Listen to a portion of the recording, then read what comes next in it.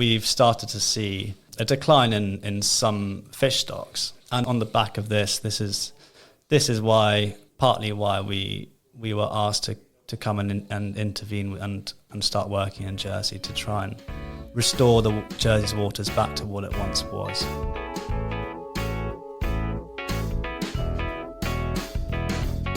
At the next state sitting, politicians will debate the 3-year island plan. One of the amendments to that plan proposes the creation of a marine national park, which would offer a high level of protection to 900 square kilometres around Jersey, which equates to 30% of the island's territorial waters. This would be a significant expansion of areas already protected against such destructive practices as bottom trawling. An organisation which has been at the forefront of campaigning for such a park is the Blue Marine Foundation, a charity that works closely with the government on marine issues. We spoke to Blue's Freddie about what the creation of a marine national park would mean for the island. Freddie, you're a project officer with the Blue Marine Foundation here in Jersey, which is an organisation that's campaigning for a marine national park around Jersey, as well as marine protected areas around the British Isles and further afield. Freddie, tell me what's exactly with the creation of a marine national park around the island? What would it actually mean? So the marine park we're proposing is essentially one large marine protected area, which we call an MPA. And this would seek to protect high value habitats, which are basically essential for biodiversity, carbon sequestration, sustaining fisheries, and also the well-being of Jersey's population. And what we're looking to do is protect these habitats from development and damaging activities. And so what's you've given a high level kind of overlook. What are the actual benefits of creating this national park around the island? So there would be numerous benefits, and benefits from marine protected areas around the world. You can find literature on these anywhere on the web. But specifically for Jersey, there's a great biodiversity opportunity here. And the sensitive marine habitats that I was speaking about earlier, such as seagrass, marl, kelp and shallow reefs, they all act as essential habitats for juvenile fish and shellfish species, as well as acting as breeding, feeding and nursery grounds for them. So the protection of these habitats would aim to improve biomass, which is fish numbers, and improve their biodiversity while also improving the numbers of the commercially important species that our fishermen fish for.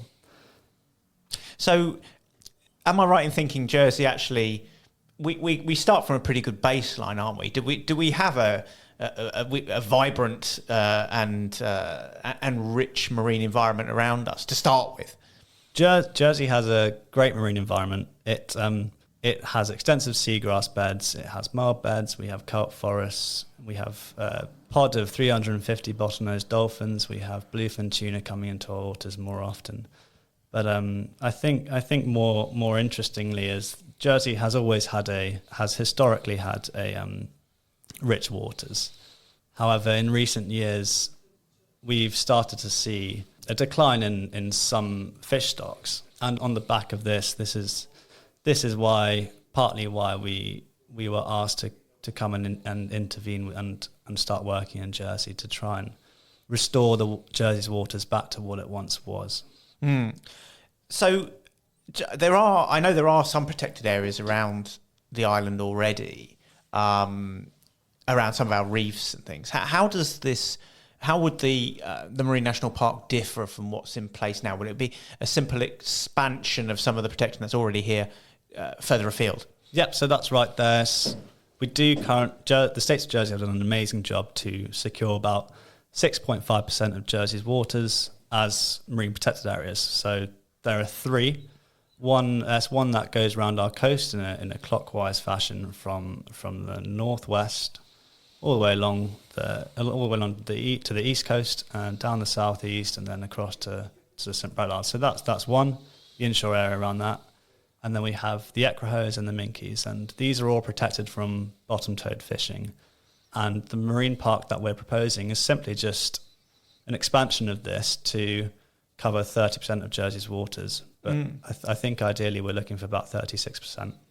Now, Blue has been, as you say, has been brought in, is working in partnership with the government.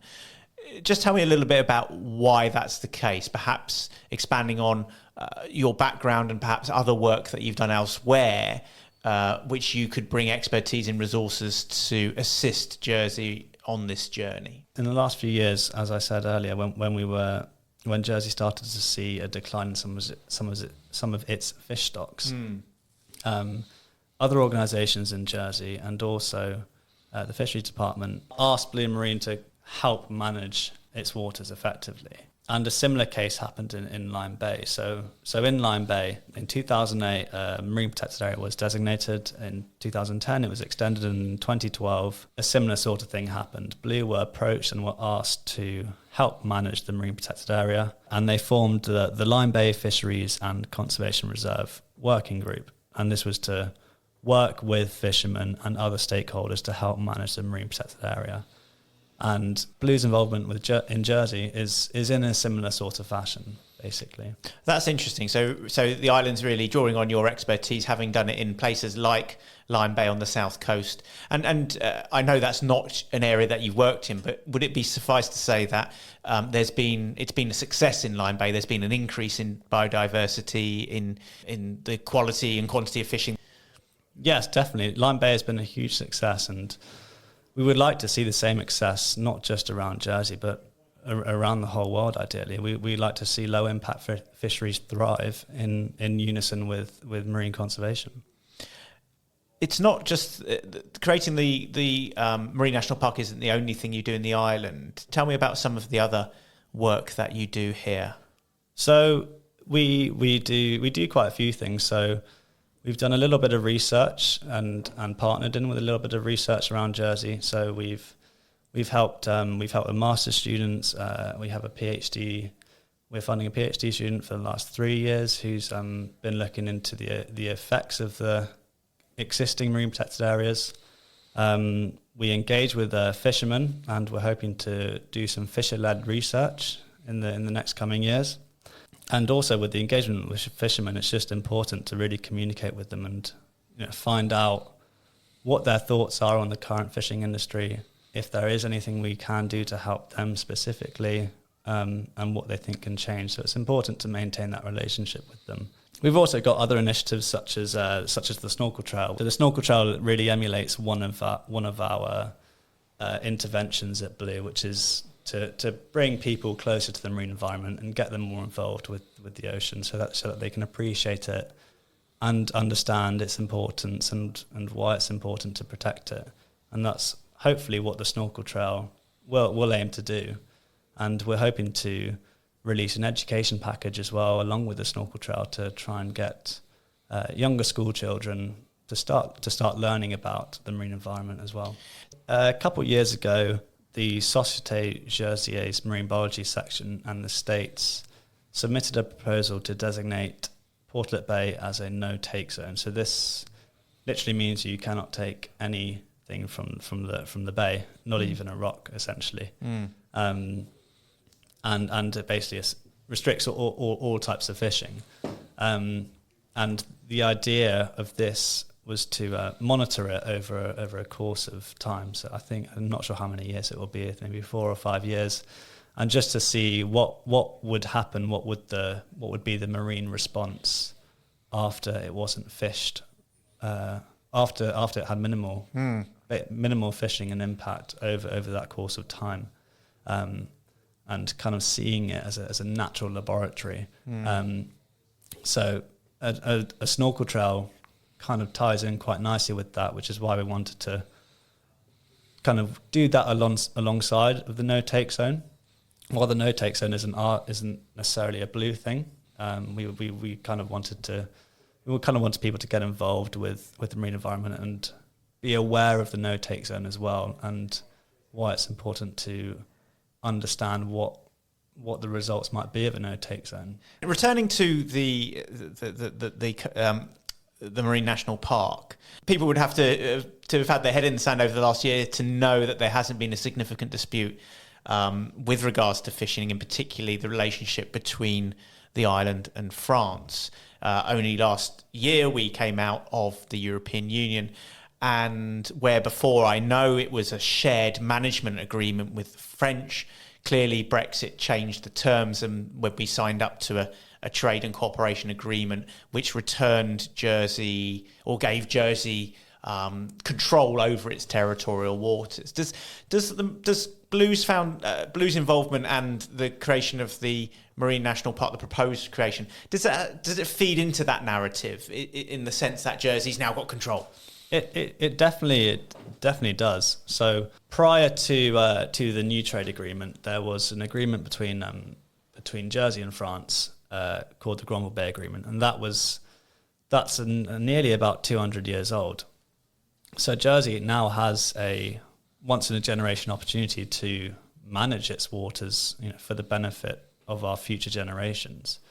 So in the previous agreement, it was difficult for Jersey to manage its waters solely because it had to comply with the French fishing fleet as well.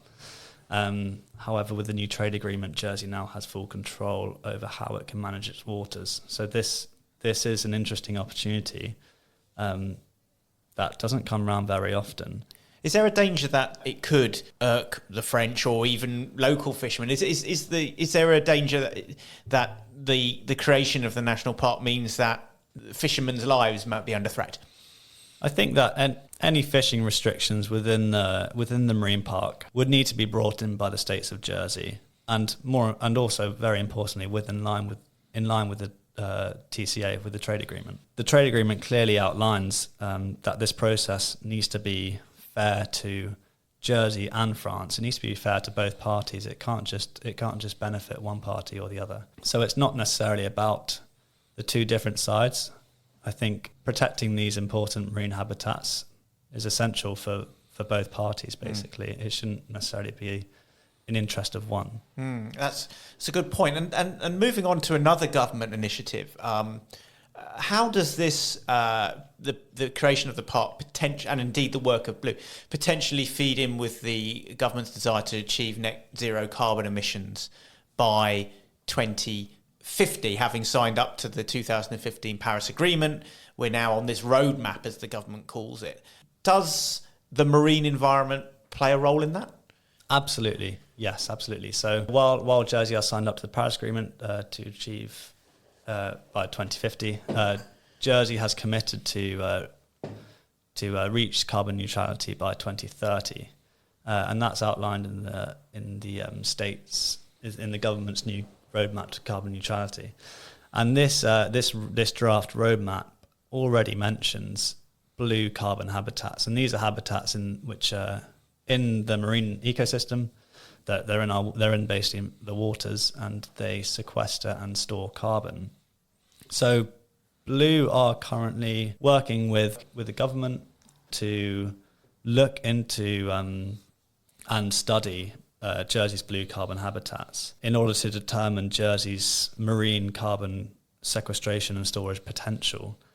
And hopefully the outputs from this study will then feed into how Jersey will manage its blue carbon resources.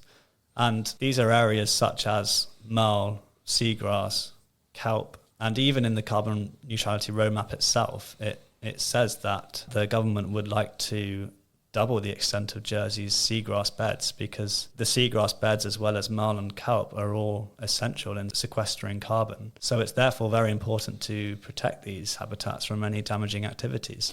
So in essence, Jersey has these carbon hoovers on its doorstep, which we can utilise and expand in order to help achieve our target of net zero emissions. Essentially, yes. Yeah, exactly. Now, going back to the politics of the Marine National Park, my understanding is that we have an amendment from Senator Farnham, which is proposing the park. And my understanding is that the Minister for the Environment, Deputy Young, has accepted some of the proposal, but not all of it. Could you just explain a little bit of the background there? Yes, so that's right. He has accepted part of the amendment. So there are certain parts of the amendment that we submitted with Senator Farnham. Very importantly, The Minister for the Environment. The Minister for the Environment has accepted to establish a network of MPAs, marine protected areas, and also to develop a marine spatial plan by 2025. However, I did read in the carbon neutrality roadmap that that's now been brought forward to 2023. Right. Which is quite interesting. But that's also a great win. So we have Jersey committing to establish a network of marine protected areas, which is amazing. I think the other part of our amendment which hasn't been accepted is the inclusion of all marine habitats to a depth of 20 metres, these important marine habitats which essentially cover 30% of Jersey's territorial waters. So that hasn't been accepted, but we will still be campaigning to protect these habitats. And of course, anything could happen in the chamber in 3 weeks' time during the debate. Yes, Freddie, it's really interesting. You're, as I understand, you're a Jerseyman. You're working for a marine conservation charity. Tell me a little bit about your background and how you got into this area, which I imagine for some people it sounds like a dream job for anyone loving the ocean. Yes, it's definitely a dream job for me. It's exactly what I wanted, and I feel very lucky to be where I am now. So I'm from Jersey. I grew up here, and as you know, you can always see or smell the sea at some point. So I grew up in the West. West is best, by the way. And so I grew up surfing. I grew up swimming, free diving, snorkeling. I grew up basically in the ocean or on the beach. So that's kind of where the passion sort of stemmed from.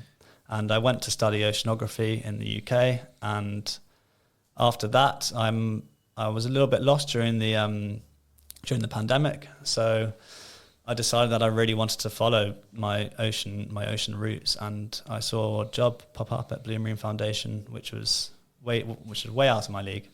But I applied for it for the experience of going through the application process. And I was lucky enough to land an internship with Blue, which then turned into a full-time role. And that's what I'm doing now. And does it involve swimming with dolphins on balmy summer evenings? Unfortunately, not swimming with dolphins. However, as I said earlier, we have done some fisher-led science with some fishermen in Jersey. So I have been out on the boat doing potting studies with some fishermen, and we did see dolphins. So that was a lovely day in the summer. Thanks to Freddie Watson for talking with me today, and thank you for listening to the Bailiwick Podcast. You can find the podcast on all the usual pod places, and don't forget to like and share. The music at the beginning and end of this podcast is I Shift My Weight by Luno. Tune in next week for more.